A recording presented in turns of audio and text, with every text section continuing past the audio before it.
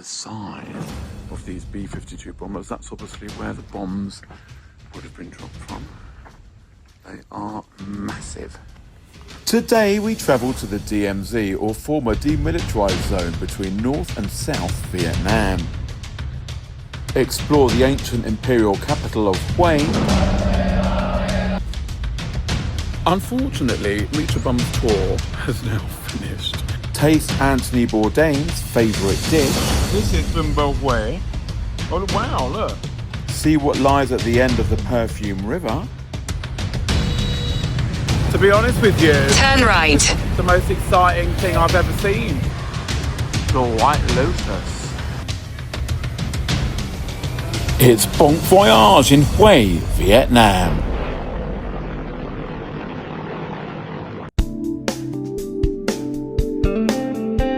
That is the Perfume River. And I am in the White Lotus Hotel. I thought I'd have to stay here and just see if there were any similarities.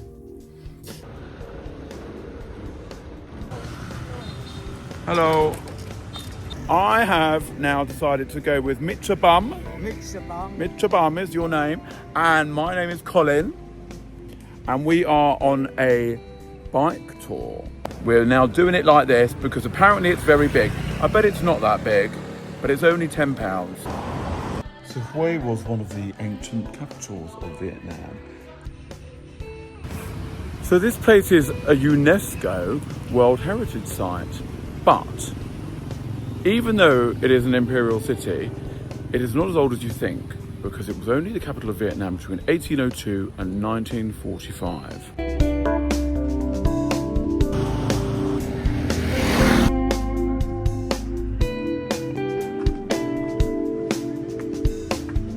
Show me what I have to do.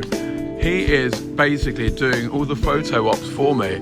I should do a view. That wasn't that good, that was a shop. I knew this would be that sort of tour. Anyway, I've taught you how to do it now, haven't I? Trondheim. I want one of these. He's gonna get run over. So it's not peak tourist season, so I feel Mitra, a bit of a twat being driven around like this. People are laughing. This lady was laughing at me. She came running towards me with some mangoes. Okay, so he's not explaining what these places are. Still none the wiser. It is a lovely vase, which I must be very careful not to smash. A temple. I absolutely love these and the use of LEDs. I could do with this in my house. I mean, it's awfully pretty, but a few words of explanation wouldn't go amiss. He's going to want to do another picture of me in a minute, isn't he? Yes, as I expected, it is a shop. One of his friend's shops, most likely. He's getting ready. See you again. Ciao tam biat. See you again. Ciao tam biat. You know what it is?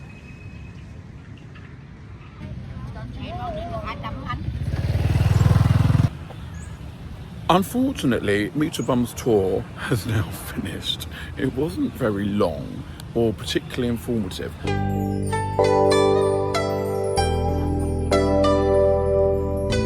This is obviously the proper imperial city. This is what I wanted to do, not Mitra Bum's tour.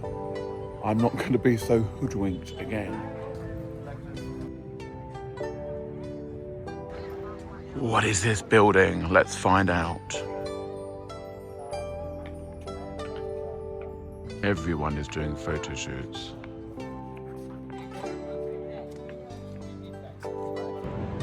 So in here you can pay £30 to get dressed up like this lady and have some photos taken. This is pretty. Not sure what it is. I suppose there is an audio guide. An important part of Vietnamese history. This is very picturesque, isn't it? So I've just been reading that the French occupation was between 1884 and 1954, so 70 years. And then obviously you had a war, and then they had the big war, obviously, which was the Vietnam War from 68 to 75. The Toe Temple, constructed from 1821 to 1822. I love these dragons. Well, let's go through and see what there is. Nothing. Well, anyway, this is very pretty. Would you like that? All good. So apparently, all the buildings here could only be 13 meters tall, which is why they're small.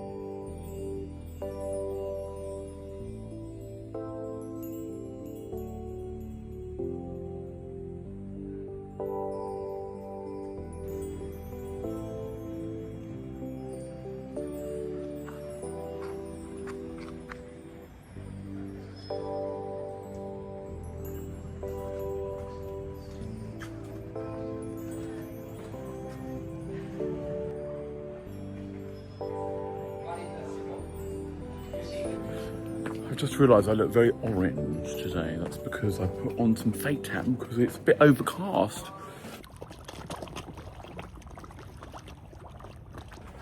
I have been walking around for about an hour trying to find the exit. Much as it's beautiful enough, I just listen to people thinking, oh, you must go to Huế, it's an ancient city. But my definition of ancient is like thousands of years old. This is only 200 years old. I have got on a motorbike again. 50 dongs, which is, I think it's £1.50. Hello, look where you're going. Don't do that, because we'll fall off. Goodbye. I'm hungry. I'm having some Bún Bò Huế, which Anthony Bourdain said is the best in Huế, hence the name. I've said, very friendly. This is what I love. Look at all this, all these Soviet statues. Probably in Cuba you'd see them. North Korea, I'm sure. Yeah, very good. Right. Very good? Yeah. Promise me? Yeah. So this is Bún Bò Huế. Oh wow, look. Just chopping the beef. I think I meant to do this, although it's gonna all go over the table. Anthony Bourdain said it was one of the best foods in the world, and it is really nice. It's got like bamboo sprouts, bean sprouts. I stupidly put in this hot chili, which I'll probably regret later. So this is a very pretty Perfume River. As names go for rivers, I think that's pretty good actually. Doesn't smell of perfume. And this is the pagoda, which everyone says you've got to go up. So obviously, I've got to do it. Everything else I've been recommended to do in Huế has been a disaster, to be honest with you. But... Okay, so in my guidebook it said that you could go up this. That door with a big bolt on it implies that you definitely cannot.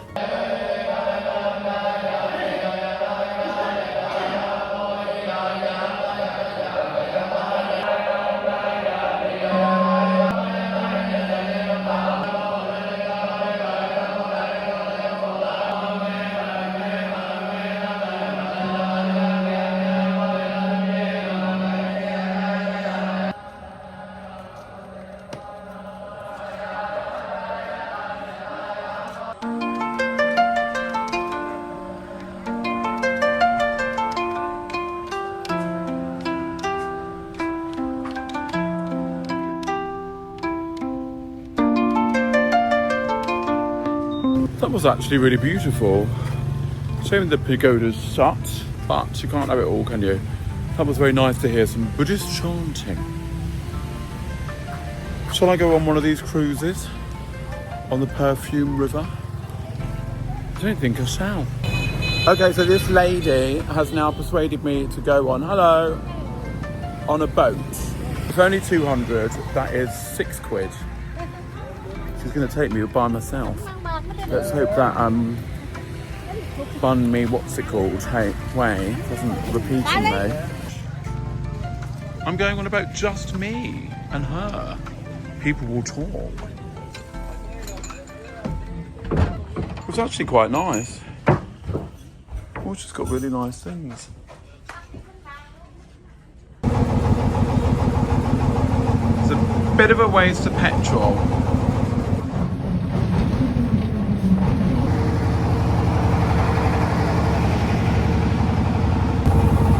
This is actually really beautiful. I'm so pleased that I did this. Oh gosh, there's another man down there. It's not just me and her. He's keeping a watchful eye, just in case I get tempted. Oh look, they've got a nicer boat. On the deck, the sun is high, sea breeze, it's you and I, buffet lines, grab a plane. Hello lady and man. This cruise life feels so great, yeah. I'm on a cruise, a life so Where are we going? dancing waves beneath my Bye, feet. thank you. Midnight skies and That was actually really nice. I enjoyed that. And she dropped me off right by my hotel.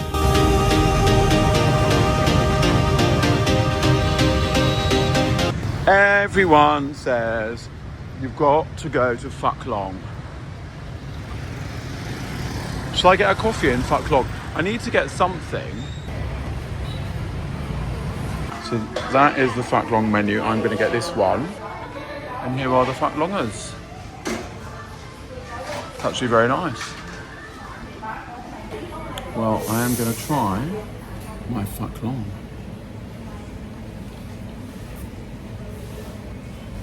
Do you know what? It's actually very, very tasty. They need to open this in London. Hello. I'm sure the locals are fed up with people like me laughing over their well-known coffee shop. Oh, look, a London phone box. Dong. Dong. Phuc Long. It's great.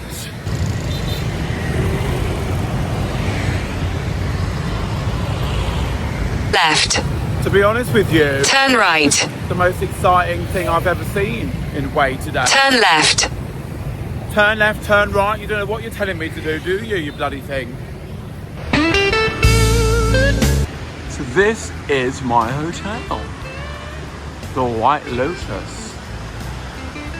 The similarities stop there though.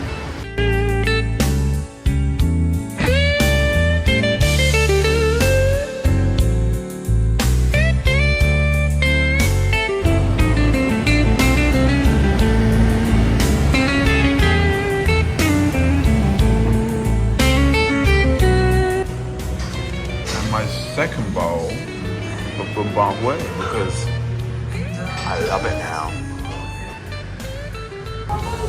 So I just popped out to buy more pants and I was just accosted by another guy on a motorbike who said, hey. I said, no, I'm all right. And he went, marijuana? I said, no. He said, cocaine? I said, no. He said, girls? He said, no. He went, meth? Opium. He really had it all, that one.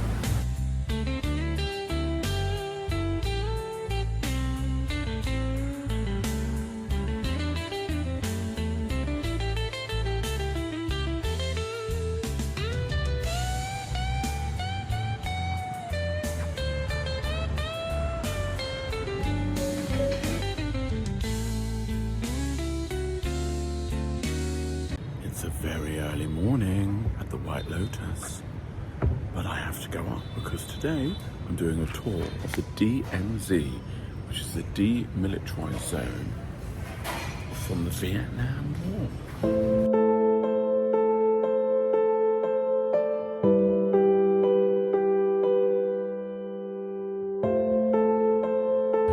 So that memorial behind me is the memorial to the young soldiers who died in the Vietnam War.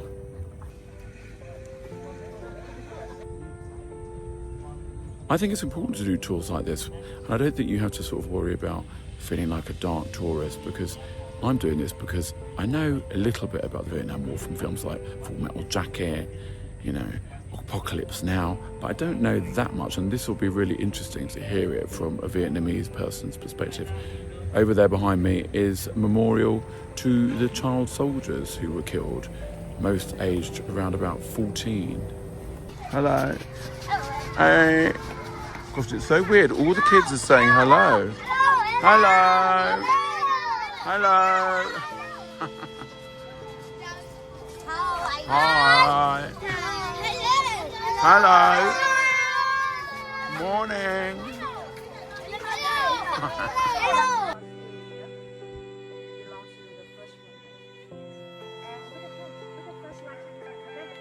So I'm inside an old American bunker at the moment. We're on our way to the DMZ.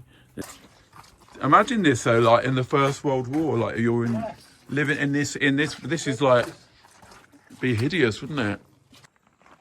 So just so you can appreciate the size of these B-52 bombers, that's obviously where the bombs would have been dropped from.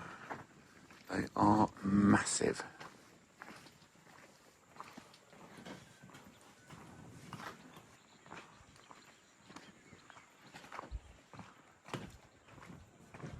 But also, one of the really cool things is this special grass called shy grass.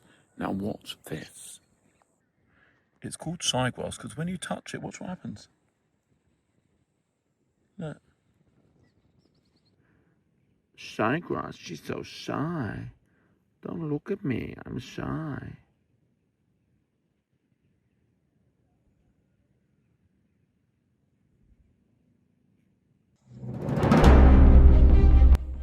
Can you imagine one of these big mother effers coming towards you or being overhead? I mean, it would have been terrifying, the noise. And the Americans just left them all behind. They did this in Afghanistan as well. All American bunkers. Look at this. Trenches, just like in the First World War.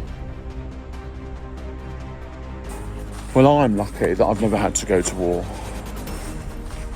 Thank goodness. I don't think I'd be a very good soldier. I'd have to man the phones or something. I'd just say, Army, Navy or Air Force, putting you through. Chinook helicopter. Also just left behind. It's mad, isn't it? The scale.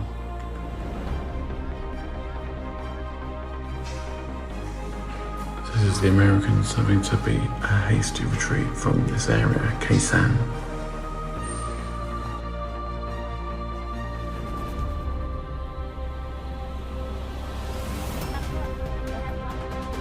Let me get this straight.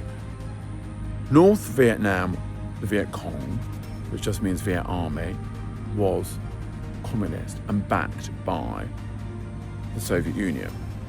This area was the DMZ, the Demilitarized Zone, in the middle, separating the north from the south, which was backed by the Americans, which after the French had left in 1954 had become democratic capitalist, and the north was communist. And then obviously from 68 to 75 you had the Vietnam War, where both sides would routinely bomb each other, causing the deaths of 3 million civilians. And then there was lots of fighting along and sometimes inside this DMZ, Demilitarized Zone.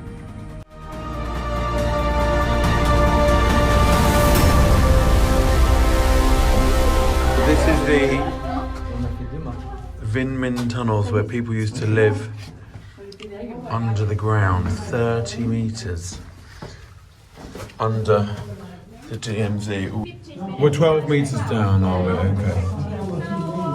Oh look, here's a family. And here we're going to end up at the sea. And there you are. Oh wow.